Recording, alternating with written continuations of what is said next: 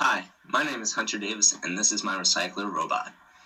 I started with a simple C-channel base and wanted to add my wheels on the inside like the Batmobile. I then added more surface area to the top so that I can then add my Arduino Mega and my 180-degree wheel to move my arm. I wanted to use tank tread in my first try, however the tank tread was not working out. I also had to put the wheel in the front because there was not enough space to have the Arduino and the 180 wheel in the front. My supersonic sensor was also in the center with the line trackers on the side in the front. I had to then add wheels because the tank tread was not turning well enough, and the line trackers went in the very back for that it could track the lines a lot easier. I then added guiders on the side to make sure the can goes straight in case the robot didn't line up exactly. Here's my successful test with the line tracker. The LCD is displaying forward as it is moving forward and left and right as it moves left or right to stay on the line.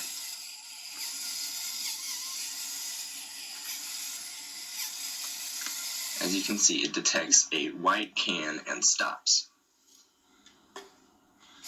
And so it doesn't see a can anymore, and then it continues to go forward.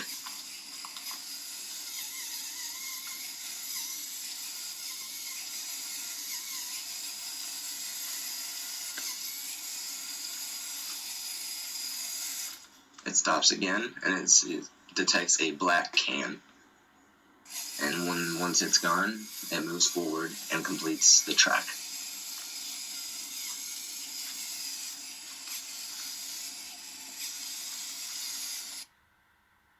I then went to add arms, the claw, and 2 side channels to then slide the cans down. I also, with my gearing, the gearing was on the inside and there's 2 small gears, but they were not enough to lift the heavy arm the way I designed it because all the weight was on the far end. I then tried adding 2 larger gears on the inside to connect, and the arm was connected to those gears for that when the gears went up or down, so did the arm.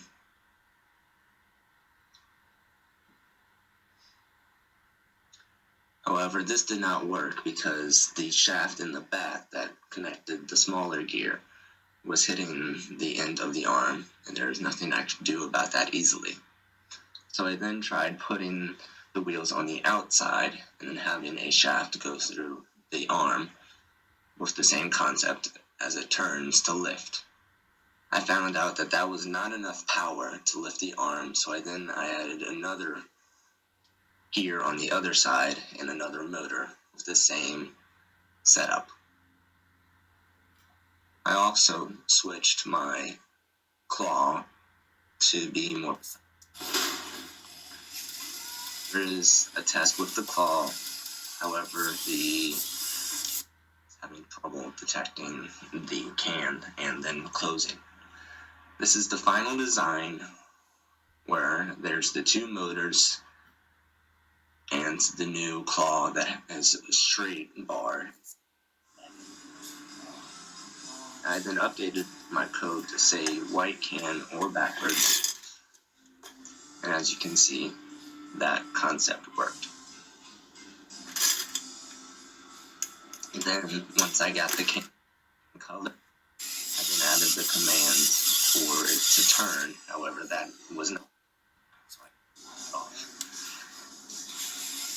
Then the next part of the code that I did, I had the code stop once it detected a can and detect color.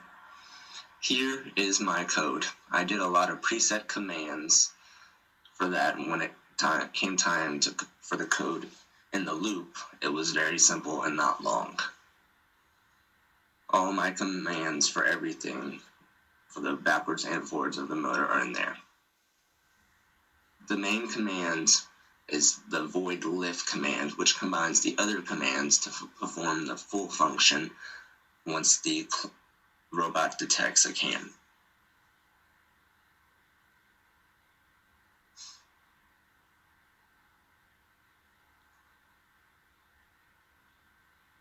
This is the loop of my commands. The first 3 lines are the line tracker code, and then the second 2 lines is for the can. If the can distance was between 9 and 4 for the ultrasonic and the light sensor was above 95,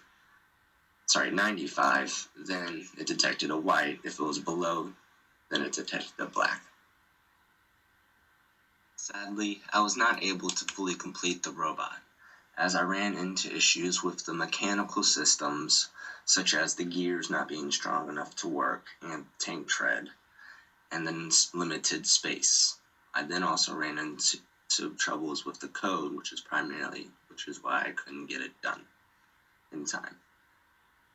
The code was not working with the mechanical system, however, in theory, it should have worked.